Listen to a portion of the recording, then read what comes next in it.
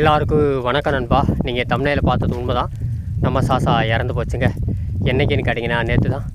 எப்படி இறந்துச்சுன்னா அதுக்கு முன்னாடி என்ன நடந்துச்சுன்னு சொல்கிறேன். உங்களுக்கே தெரியும், நம்ம ஆடுகள்லாம் போன மாதத்துலேருந்து வரிசை எல்லாமே காய்ச்சலும் கழிச்சலும் வந்துச்சு. இந்த பிபிஆர்ன்ற ஒரு வகை நோயோட வரிசை ஒவ்வொரு அடுக்காக பரவிச்சு. அது உங்களுக்கே தெரியும். அதில் போன வீடியோவில் கூட சொல்லியிருப்பேன், நம்ம மோனிக்கா ஒரு 3 மாதம் சனோடு இருக்கும்போது கரைக்குட்டி போட்டுச்சுட்டேன். நம்ம எலியும் கரைக்குட்டி போட்டுருச்சுங்க. அதே திங்கக்கிழமை தான். அதே போல் தான் நம்ம சாசாவும் திங்கக்கிழமை ஞாயிற்றுக்கிழமை நைட்டு 3 மணி, ஒரு விடியாக்காலம் 3 மணி இருக்கும். அப்படியே உள்ளே குட்டி இறந்துருச்சு.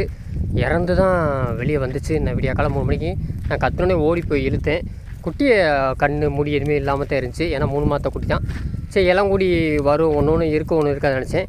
இளங்கூடி பாதி தான் வந்துச்சு, பாதி வரல. சரி, நான் விடியாக்காலை நானும் கொஞ்ச நேரம் உட்காந்து பார்த்துட்டு விட்டுட்டேன். விடியாக்காலம் பார்த்தேன், இளங்கூடி வரல. அப்புறம் டாக்டருக்கு ஃபோன் அடிச்சு சொன்ன அந்த மாதிரி குட்டி கரைக்குட்டி போட்டுருச்சுட்டு. டாக்டரும் காலையிலே வந்துட்டாங்க ஃபோன் போட்டோன்னே. அவருக்கே தெரியும், எப்போயும் நம்ம ரெகுலராக வந்து ஆட்டுக்கு ஊசி போடுறதா. அந்த ஆடுகளுக்கெல்லாம் அந்த காய்ச்சல் வந்துச்சு. அதனால் குட்டி உள்ளே இறந்துருக்கலாம். அந்த பிபிஆர் தான் காரணம். இத்தனைக்கும் அவரும் இளங்கூடி எடுக்க ட்ரை பண்ணார். வர முடியல. காரணம் நினைக்கிறேன், இளங்கூடி உள்ளே எப்படி சொல்ல, அந்தந்து போய் வவுத்துல போய் ஒட்டிக்கிச்சுங்க. நல்லா அதான பிரச்சனை. அதே தான் நம்ம அந்த வளந்தாக்கு நடந்த மாதிரி, அந்த கன்னிக்குட்டி இறந்த மாதிரி அதே மாதிரி ஆகிப்போச்சு. அதுவும் நல்லா இது இலை ஆடுதாங்க, 2 பல்லு ஆடு, நல்லா கொடி ஆடு வேறு. வெளியே தள்ளி பார்த்து கழிச்சிடும். அதனால் வெளியே ஒரு நாள் ஃபுல்லாக எதுவுமே இற கடிக்கல. உண்மையை செய்யுங்க, கழிச்சில்லே கிடச்சி. அவரும் டாக்டர் வந்து ஊசி போட்டு முடிஞ்ச அளவுக்கு தான் பார்த்து போனார்.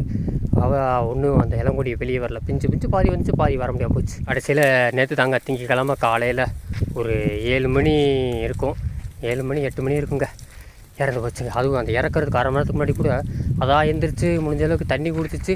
நாங்களும் டாக்டர் சொன்ன மாதிரி குளுக்கோஸ் போல் தண்ணியில் கலந்து தெம்பு கொடுத்துக்கிட்டே இருந்தோம். முடிஞ்ச அளவுக்கு சளி காய்ச்சல் இருந்தாலும் முடிஞ்ச அளவுக்கு குளுக்கோஸ் கொடுங்க, தெம்பு உருண்டு.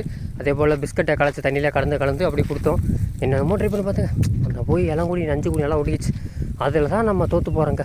3 ஆடை விட்டுவிட்டோம். விட்டி அந்த ஆடு அப்படியே காலையில் 8 மணி இறந்து வச்சு. அப்புறம் என்ன பண்ணோம், எப்பயும் போல் நம்ம வளர்ந்தா புதைச்ச மாதிரியே அம்மாவும் அண்ணனும் அப்படியே ஆடை தூக்கிட்டு போய் தோட்டத்திலே போய் புதைச்சிட்டோங்க. மரத்துக்கிலே புதைச்சிட்டோம். அந்த வேப்ப மரத்துக்கில குப்பையில் புதைக்கவே மாட்டோம். தோட்டத்தில் பெரிய ஆடு இழந்தால் என்றைக்குமே தோட்டத்தில் போய் புதைச்சிருவோம். ஒரு ஆடு இழந்தாலே நம்ம ஒரு ஆள் வீட்டில் இறக்குறதுக்கு சமம். நல்லா குட்டிங்க சார், 3 குட்டி இழந்துட்டோம். இதே ப்ராப்ளம் தாங்க. அந்த கரைக்குட்டி போட்டதுனா அந்த இளங்கொடி வயிற்றில் முடாப்பில். நானும் ஏதோ எள்ளு அரைச்சி என்னமோ நாட்டு வைத்தியம் பார்த்துங்க, நானும் அம்மாவும். அப்புறம் இங்கிலீஷ் வைத்தியம் பார்த்தோம். அது ஒட்டிக்கிச்சுங்க. அவர் சொன்னால் நல்லா போய் ஒட்டிக்கிச்சு. ஒட்டினால தான் பெரிய பிரச்சனை. சார், எம்பிட்டு வெயிலில் பஞ்சத்தில் பட்டரை கடிச்சு கூட தண்ணியிலே கிடச்சி, தண்ணி இல்லாமல் கூட அங்கிட்டு இங்கிட்டு ஓடிக்கிட்டே கிடச்சிக்க. போன வருஷம்லாம் ரொம்ப சிரமப்பட்டோம்.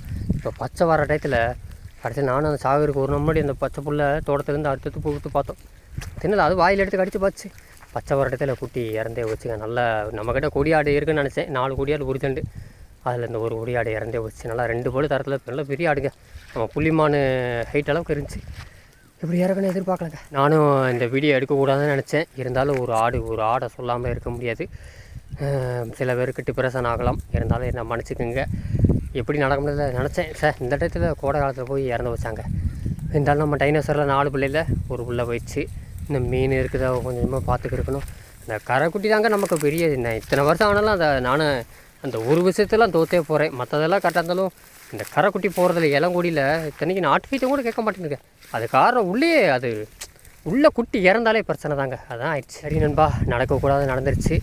ஒரு நல்ல ஆடை இழந்துட்டோம். அதோட பாதிப்பு நமக்கு அடுத்த வருஷம் தாங்க தெரியும். சார், ஒரு நல்ல ஆடு எதிர்பார்க்கல. நானும் காப்பாற்றி கொண்டு வரணுச்சு. கரெக்டாக நம்ம வளர்ந்தா கன்னிக்குட்டி வரிசையில் நம்ம சாசாவை இறந்துட்டா. எதிர்பார்க்கல. சரி நண்பர்களே, நான் அதுக்கு தான் அந்த வீடியோவை சொல்லிட்டேன். பார்ப்போம், முடிஞ்ச அளவுக்கு இருக்கிற குட்டியில் காப்பாற்றுறோம். நம்ம கிரேசி நிறசனையா அவ்வளோ ஒதுக்கி வச்சுருக்கேன். சென குட்டியெல்லாம் ஒதுக்கி வச்சுருக்கேன், பாவி எல்லாத்தையும். பார்ப்போம் என்ன நடக்குதுண்டு. ரைட், பாருங்கள், நீங்களும் ஆடுகளை சேஃபாக வச்சுக்கோங்க.